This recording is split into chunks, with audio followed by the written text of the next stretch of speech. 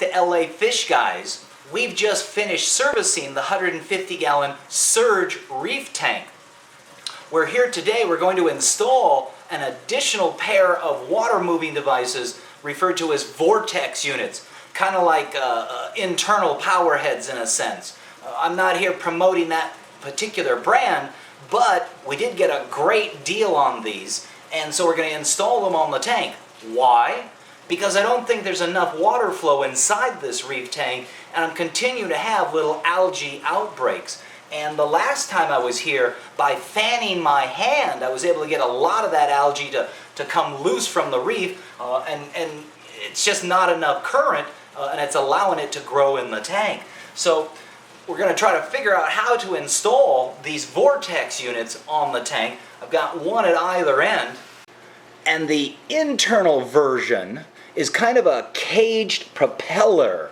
It's magnetically linked with the motor unit, and here's the one on the other side. It's magnetically linked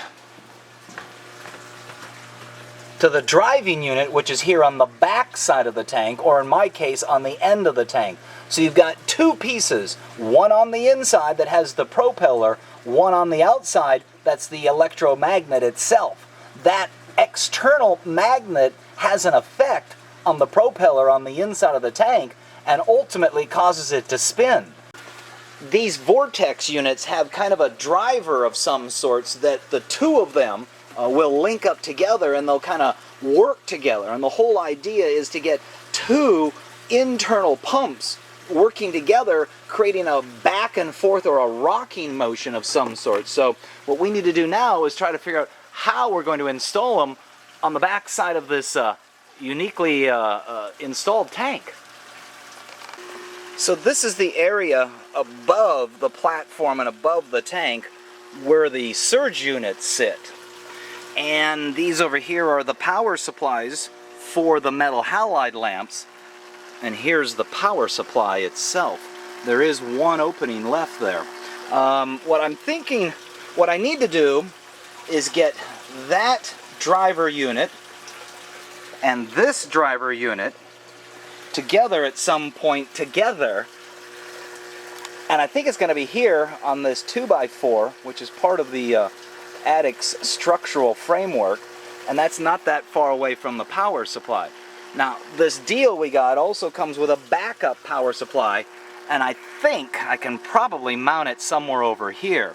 So that's the task that I've got to set for myself, and let's see if we can accomplish it and then move to the next step and try to figure out how to make these work. So it occurred to me that not only do we want these two driving units next to each other, but we want them in a place that's convenient for us to make the adjustment and still at the same time try to see in the aquarium. Well, putting those units up there really isn't going to do the trick. So what I've done is routed them, or at least one of them, across the top of the metal halide reflector here, which is suspended above the top of the tank. And I'm going to place that far left unit probably right up here, and of course this other unit can be right next to it, and that's real close to where the power supply is. And even though I can't actually see in the tank and hold on to the adjustment, at least it's only a couple of steps to step out and see if I'm doing the right thing or not. So I think we have a plan. Now it's just a matter of getting the things attached. Also finding a position for that battery backup. So we've easily secured the two driving units on the wall just to the side of the aquarium.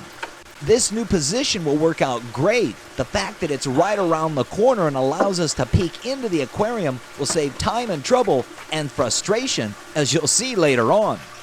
And we decided to mount the backup power supply here right out in the open.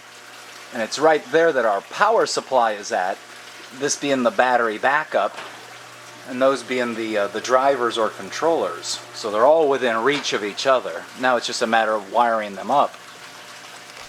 So as it turns out, each driver has a transformer or power supply that's transformed down from 110 to probably 12 volts.